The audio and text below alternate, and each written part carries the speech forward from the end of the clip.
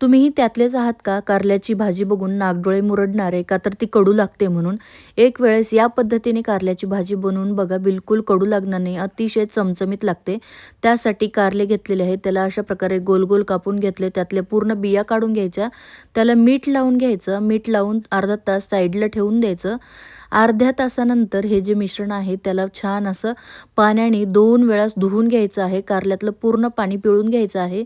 दुसरीकडे कढईमध्ये तेल गरम केले. तेलामध्ये जिरे, मोहरी, कढीपत्ता सोबतच आलं, लसूण आणि खोबऱ्याचं वाटण टाकलेलं आहे. नंतर आपण जे कारले पिळून घेतले होते ते पण टाकायचे आणि तेलावर याला 5 ते 7 मिनिटं छान परतून घ्यायचं.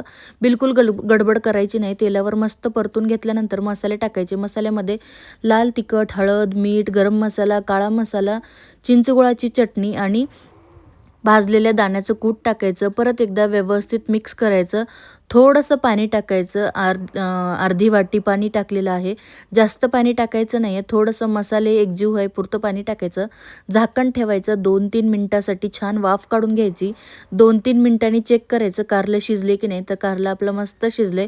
वरून कोथिंबीर टाकायची आणि ही चमचमीत अशी कारल्याची भाजी बिलकुल तयार आहे. भाकरीसोबत, भातासोबत आवडेल.